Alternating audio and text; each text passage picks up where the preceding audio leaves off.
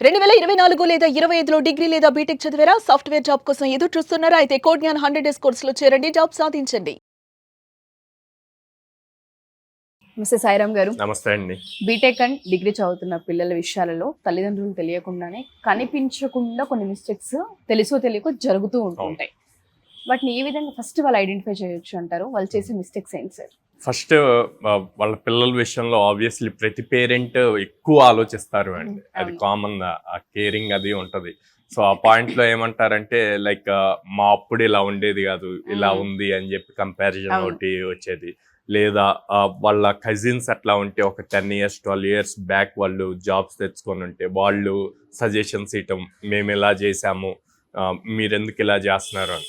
అంటే వీళ్ళు గుర్తుపెట్టుకోవాల్సింది ఏంటంటే ఎవ్రీ 3-4 yearsకి టెక్నాలజీ చేంజ్ అవుతుంది, సాఫ్ట్వేర్ ఇండస్ట్రీ చేంజ్ అవుతుంది, రిక్వైర్మెంట్స్ చేంజ్ అవుతున్నాయి. దానికి తగ్గట్టు ఇప్పుడున్న సిచ్యువేషన్కి తగ్గట్టు వెళ్ళాలండి. అట్లా కాకుండా ఓల్డ్ పద్ధతిలోనే వెళ్ళాలి అనుకుంటే టైం వేస్ట్ అవుతున్నట్టే అనమాట. సో అలా అవ్వకుండా ఉండాలి అంటే వీళ్ళు కూడా అప్డేట్ అవ్వాలి, అంటే తెలుసుకుంటూ ఉండాలి అసలు మార్కెట్లో ఏం జరుగుతుంది, ట్రెండ్ ఏముంది, ఏం. సెకండ్ థింగ్ అండ్ పేరెంట్స్ అంటే ఇప్పుడు మనం ఎక్కువ ఏ డేటా సైన్స్, జనరేటివ్ వీటి గురించి ఎక్కువ న్యూస్ ఎక్కువ వింటున్నాం కాబట్టి వీళ్ళు పేరెంట్స్ ఏమనుకుంటారంటే అరే మన బాబుని కూడా ఆర్ పాపని ఇటు సైడ్ చదివిస్తే కెరీర్ బాగుంటది, అంటే అది మిస్ అవుతుందేమో, కెరీర్లో వెనకబడిపోతారేమో అది నేర్చుకోకపోతే అన్న పాయింట్లో ఉంటారండి. కానీ ఎంతవరకు రియాలిటీ ఉంది అన్నది కూడా చెక్ చేసుకోవాలండి. ఇప్పుడు నేను ఆల్మోస్ట్ ఎవ్రీడే 5-6 పేరెంట్స్ ఇదే క్వశ్చన్ వస్తుంది, సార్ అందరూ ఏఐ గురించి మాట్లాడుతున్నారు, మీరెందుకు ఏఐ వద్దు అంటున్నారు. ఏఐ వద్దు ఇన్ ద సెన్స్ అది ఇంకో 3-4 years తర్వాత కంప్లీట్ అదే మనకి కావాల్సింది. కానీ ప్రెసెంట్ ఎవరైతే బీటెక్ పాస్ అవుట్ అవుతున్నారో వాళ్ళకి అది సెట్ అవుతుంది. అంటే మీరు చూస్తే లైక్ నౌకరీ కానీ, లింక్డ్ఇన్ కానీ, ఏ జాబ్ పోర్టల్ ఓపెన్ చేసినా ఏ స్కిల్ ఇచ్చి ఎక్స్పీరియన్స్ 0 పెడితే జాబ్స్ ఉండవండి. ఓకే, సో ఇప్పుడు ప్రెసెంట్ ఎవరైతే పాస్ అవుట్ అయ్యి జాబ్ కోసం అప్ స్కిల్ అవ్వాలి అనుకుంటున్నారో వాళ్ళకి ఏ డేటా సైన్స్ ఇవి సెట్ అవ్వండి. చాలా మినిమం జాబ్స్ ఉన్నాయి అనమాట.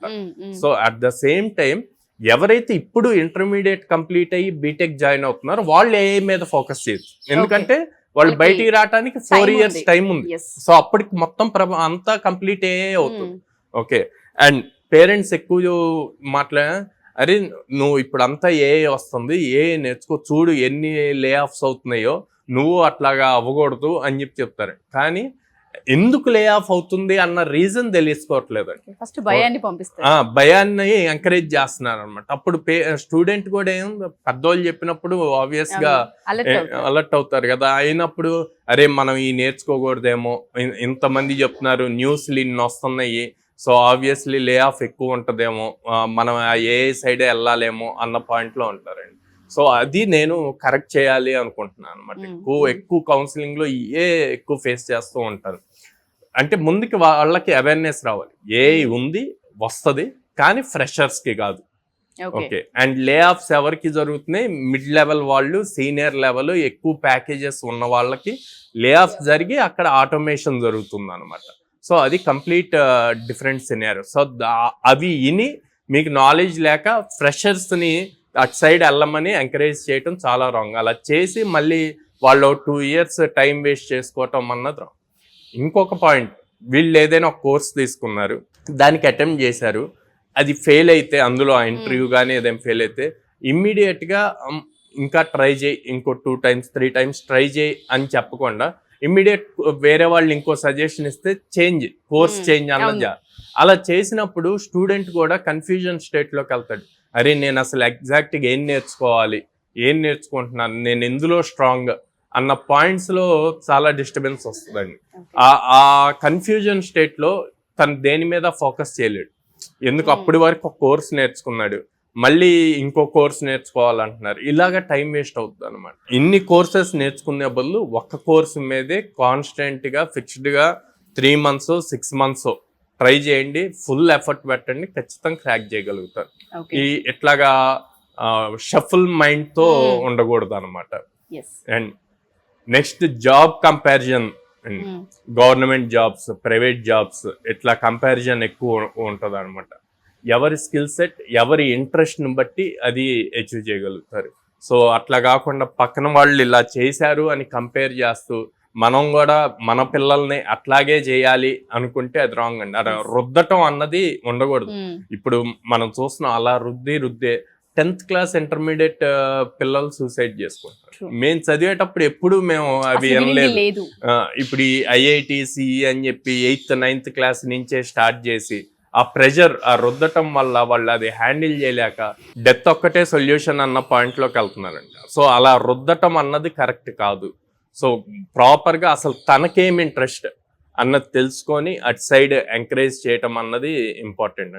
సాఫ్ట్వేర్ జాబ్ అంటే ఒక్కటే కాదు, చాలా టూల్స్ ఉంటాయి, చాలా టెక్నాలజీస్ ఉంటాయి. ఏది తనకి ఇంట్రెస్ట్ అటు సైడ్ ఎంకరేజ్ చేస్తే అబ్బాయి కానీ అమ్మాయి కానీ ఈజీగా వాళ్ళు క్రాక్ చేయడానికి ఛాన్సెస్ ఉంటాయి. ఇంకొక పాయింట్ అండి, పేరెంట్స్ ఎక్కువ చూసేది మేము అంటే నేను ఇది రాంగ్ అన్న, ఆబ్వియస్లీ వాళ్ళు ఖర్చు పెట్టారు చిన్నప్పటి నుంచి ఎడ్యుకేషన్ మీద. అండ్ ఇప్పుడు చూస్తున్నాము ఇంజనీరింగ్ వచ్చేసరికి ఎంత లేదన్నా మినిమం 8 lakhs అవుతున్నాను. సో అంత ఖర్చు పెట్టినప్పుడు వాళ్ళకి ఉంటుంది, అరే మా వాడు మంచి ప్యాకేజ్ తెచ్చుకోవాలి, 6 lakhs 10 lakhs ప్యాకేజెస్ తెచ్చుకోవాలి, ఒకవేళ పొరపాటున 4 lakhs 3.63 lakhs తెచ్చుకుంటే ఇది ఒక శాలరీ అయినా అన్న టైప్లో నేను డైరెక్ట్గా చూశానండి మా రిలేటివ్స్లో అట్లాగా. సో అది రాంగ్ అనమాట. అంటే వాడి కెరీర్ స్టార్ట్ అవ్వటానికి అప్పటి వరకు తను అసలు ఏమీ సంపాదించలేదు. అట్లీస్ట్ స్టార్టింగే 25,000 30,000తో స్టార్ట్ చేస్తున్నప్పుడు మనం ఎంకరేజ్ చేస్తే సాఫ్ట్వేర్ కెరీర్ ఎట్లా ఉంటుందంటే అండి, పేరెంట్స్కి తెలీదు, చూసేవాళ్ళు అర్థం చేసుకుంటారు అనుకుంటున్నాను.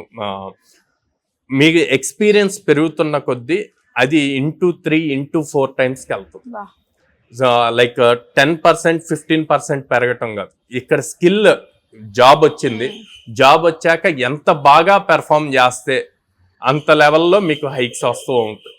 ఓకే, చాలా మంది ఏమనుకుంటారు 30,000లో జాయిన్ అయితే ఎక్కువ పెరగదేమో నెక్స్ట్ గోయింగ్ ఫార్వర్డ్ అనుకుంటారు. అది రాంగ్ అండి. సో పెరుగుతుంది, అది మల్టిపుల్స్ అవుతుంది. కానీ ఇక్కడ మీ స్కిల్ సెట్ ఎంత, బాబు స్కిల్ సెట్ ఎంత బాగా పెర్ఫామ్ చేస్తున్నాడు అన్నది కూడా ఇంపార్టెంట్. సో చాలా మంది కోగ్నైన్లో జాయిన్ అవ్వాలనుకుంటూ ఉన్నాము, మన దగ్గర అసలు స్కిల్తో పాటు ఏం అడ్వాంటేజ్ ఉండే అవకాశం ఉంటుంది స్టూడెంట్కి, ప్లేస్మెంట్స్ ఏ విధంగా కల్పించే అవకాశం ఉంటుందని పేరెంట్స్ ఎస్పెషల్లీ అడుగుతున్నారు.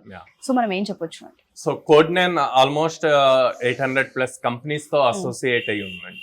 సో ఇన్ని కంపెనీస్తో అసోసియేట్ అయ్యి ఉండటం వల్ల మనకి వీక్లీ పక్కాగా 3 guaranteed డ్రైవ్స్ వస్తాయి అన్నమాట ప్రతి స్టూడెంట్కి. సో అటు ఆపర్చునిటీస్ ఇస్తున్నాము, ఇటువైపు వచ్చేసి వాళ్ళకి ఇండస్ట్రీకి ఏ స్కిల్ కావాలో ఆ స్కిల్ నేర్పిస్తున్నాం అనమాట. సో ఈ స్కిల్ ప్రాపర్గా నేర్చుకొని లైక్ ఎవ్రీడే క్లాస్కి వచ్చి ఆ స్కిల్ నేర్చుకొని ఇచ్చిన ఆపర్చునిటీని యూటిలైజ్ చేసుకుంటే గనక కోగ్నైన్లో జాయిన్ అయిన 4 months లోపే జాబ్ పక్కా క్రాక్ చేస్తారు. అది పక్కా.